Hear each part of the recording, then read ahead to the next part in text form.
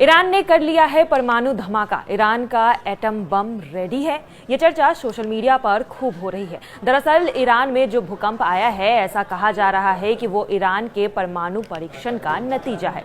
दरअसल आपको बता दें कि नातांज ईरान का एक प्रमुख परमाणु केंद्र है, जहां पर संवेदनशील धमाका हो सकता था, जहां पर परमाणु कार्यक्रम संचालित किए जाते हैं। ऐसे में इस क्षेत्र में भूकंप आने से चिंताएं बढ़ गई है। विशेषज्ञों का कहना है कि इस भूकंप से परमाणु स्थलों को कोई भी नुकसान नहीं हुआ है, लेकिन एहतियात के तौर पर इसकी जांच की जा रही है। कई रिपोर्ट्स में इस भूकंप की वजह यह भी बताई जा रही है कि ईरान चोरी छुपे परमाणु परीक्षण कर रहा था। आपको बता दें कि ईरान के पास पहले से ही परमाणु बम बनाने के लिए यूरेनियम तैयार था और अब कहा जा रहा है कि ईरान ने उससे एटम धमाका कर लिया है, जिसके बाद अमेरिका में अब एक इमरजेंसी मीटिंग हो रही है, जिसमें इजरायल भी शामिल होगा। कुछ रिपोर्ट्स में यह भी माना जा रहा है कि ईरान ने सफलतापूर्वक अपना पहला परमाणु परीक्षण पूरा कर लिया है और इसी वजह से ईरान में भूकंप के झटके भी महसूस हो रहे हैं। अगर ऐसा है तो फिर आने वाले समय में इसका क्या परिणाम होगा, साथ ही इजरायल और अमेरिका अब क्या करेंगे, इस पर विस्तार से चर्चा करने के लिए हमारे सहयोगी मयंक और नीलू के पास चलते हैं। कल जिस तरह से एक भूकंप की बात ईरान में सामने आई, उसके बाद कहा यह जा रहा है सोशल मीडिया में और बाकी इंटरनेशनल मीडिया में कि हो सकता है कि ईरान ने परमाणु परीक्षण कर लिया। अब ऐसे में कई सवाल उठ रहे हैं कि एक तरफ तो अमेरिका और इजरायल ये कह रहा है कि उसके परमाणु कार्यक्रम को रोका जाए, तुरंत रोका जाए, और दूसरी तरफ इस तरह की बातें सामने आ रही है। ये क्या बातें हैं, किस तरह से अमेरिका और इजरायल के लिए चिंता का सबब बने हुए हैं? बातचीत करने के लिए मयंक मेरे साथ जुड़ गए हैं। मयंक, कहा यह जा रहा है कि जो खिमनई है या फिर जो ईरान है वो कोई बड़ा हमला कर सकता है आने वाले दिनों में इजरायल में, या फिर अमेरिका के लिए वो सिरदर्द बन सकता है। और कल एक खबर ने तो सबके कान खड़े कर दिए। ये एक बड़ा सवाल है, क्या ये जंग जो है वो अब ईरान वर्सेस अमेरिका और इजरायल होने जा रही है? खामेनेई की बात पर ये बात कह रहे हैं। बिल्कुल, देखिए खामेनेई का कल एक बयान सामने आया है जिसमें खामेनेई ने कहा है कि अमेरिका ने अगर कोई हिमाकत की तो उसे जोरदार जवाब दिया जाएगा। वो न सिर्फ अमेरिका के लिए कह रहे हैं बल्कि इजरायल के लिए भी कह रहे हैं। उनका कहना है कि हमने कभी भी आज तक कभी किसी पे पहले हमला नहीं किया, लेकिन अगर कोई हम पर हमला करता है तो उसको झन्नाटेदार तमाशा जड़ दिया जाएगा। तो खामेनेई ने एक प्रकार से ये बात साफ कर दी है कि अगर किसी भी तरह का स्ट्राइक अमेरिका की तरफ से होता है या इजरायल की तरफ से होता है तो उसका माकूल जवाब दिया जाएगा। बात नंबर 1। बात नंबर 2, ऐसी खबरें हैं इंटरनेशनल मीडिया में कि ईरान को इस बात का अंदेशा हो गया है कि अगला हमला जो है वो ईरान के ऊपर हो सकता है और अमेरिका और इजरायल दोनों मिलकर ये हमला कर सकते हैं। क्योंकि अगर ईरान, इसकी कई वजह है। देखिए, इसकी 3-4 वजह है। पहली वजह तो इसकी ये है कि ट्रंप ने, ऐसा बताया जा रहा है कि 2 महीने का टाइम दिया है ईरान को न्यूक्लियर डील के लिए। अमेरिका ये चाहता है, पर्सनली ट्रंप ये चाहते हैं कि ईरान का जो न्यूक्लियर प्रोग्राम है इसको हर कीमत पे रोकना है, और इसके लिए उन्होंने 2 महीने का अल्टीमेटम दे दिया है कि भाई 2 महीने के अंदर आप न्यूक्लियर डील करिए और अपना प्रोग्राम रोकिए, जिसके लिए खामेनेई कतई तैयार नहीं है। बात नंबर 2, देखिए जिस तरह से अमेरिका हुतीस पे अटैक कर रहा है और ट्रंप का ये कहना कि हुती हमारे ऊपर जो अटैक कर रहा है ये एक्चुअली ईरान की शह पे ये अटैक हो रहे हैं, और हम ये मानते हैं कि ये हुती के हमले नहीं है, ये ईरान के ही हमले हैं।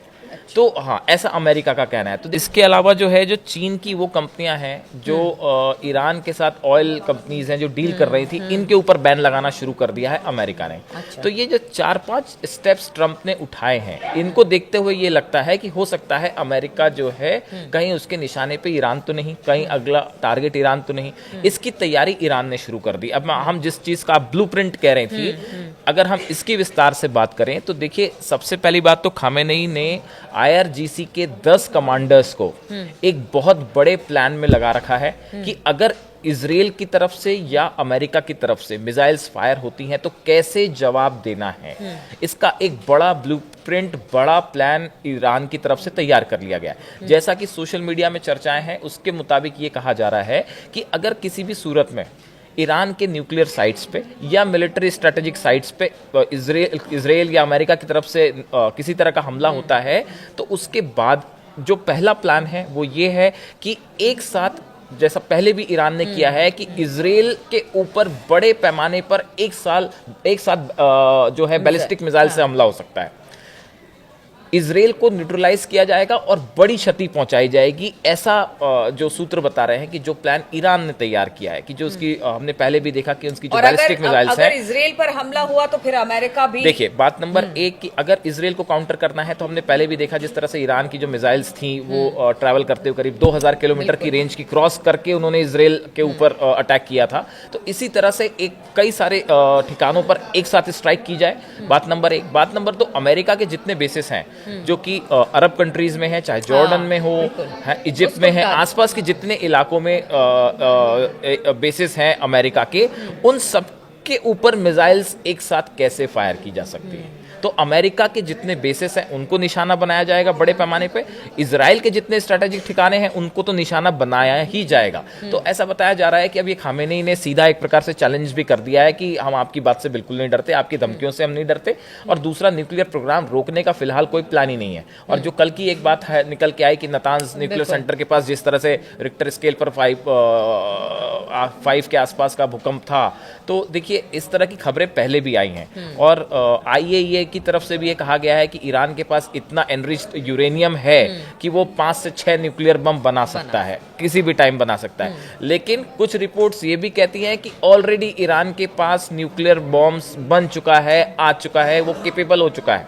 ऐसी स्थिति में आप देखिए कि इराक के ऊपर हमला करना आसान था क्योंकि न्यूक्लियर जो weapons of mass destruction Saddam Hussain के पास नहीं थे। लेकिन ये इतना आसान ईरान पे हमला करना नहीं होगा, चाहे अमेरिका के लिए चाहे इजराइल के लिए। तो देखिए अब एक प्रकार से एक माना जा रहा है कि ईरान ने अपना एक बड़ा लेवल पे प्लान बना के तैयारी शुरू कर दी है कि अगर अमेरिका से या इजराइल से कोई हमला होता है तो कैसे जवाब दिया जाए। बिल्कुल। और एक सवाल और है, क्योंकि अगर हमास की बात की जाए, हमास पर ताबड़तोड़ हमले इस वक्त इजराइल कर रहा है। UN ने भी कहा है कि एक तरह से इतने सारे लोग मारे गए हैं, पिछले कुछ दिनों में हमने देखा 600 से ज्यादा लोग मारे गए हैं।